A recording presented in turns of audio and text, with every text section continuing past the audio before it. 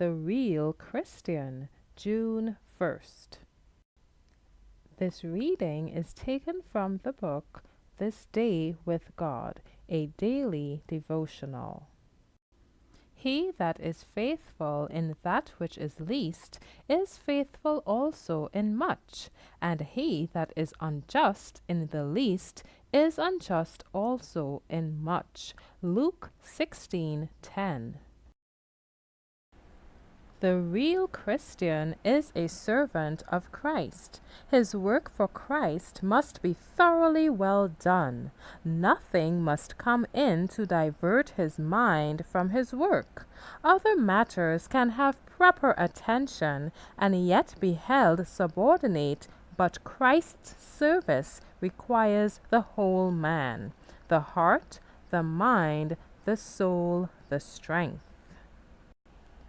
He will not accept a divided heart. He expects us to do our best, and nothing faithfully done for him is insignificant in his sight.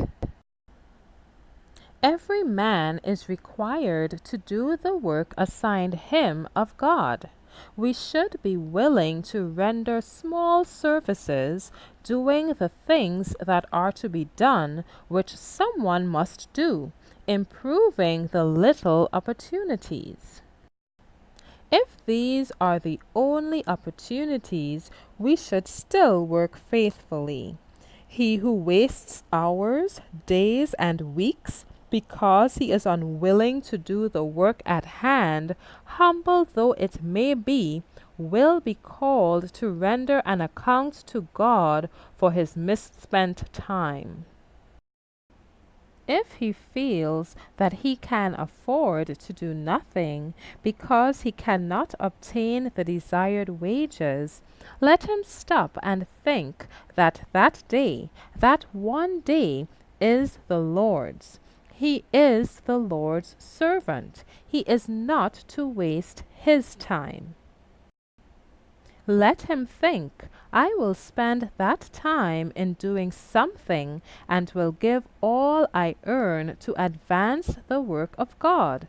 I will not be counted a do-nothing. When a man loves God supremely and his neighbor as himself, he will not stop to inquire whether that which he can do is bringing in much or little. He will not set the example of refusing a job because he cannot count upon as large wages as he thinks he should have. The Lord judges a man's character by the principles on which he acts in dealing with his fellow men. If in common business transactions his principles are defective, the same will be brought into his spiritual service for God. The threads are woven into his whole religious life. If you have too much dignity to work for yourself for small wages, then work for the master. Give the proceeds into the Lord's treasury. Make an offering of gratitude to God for sparing your life. But do not on any account be idle. This reading was taken from Manuscript 20, June 1st, 1896.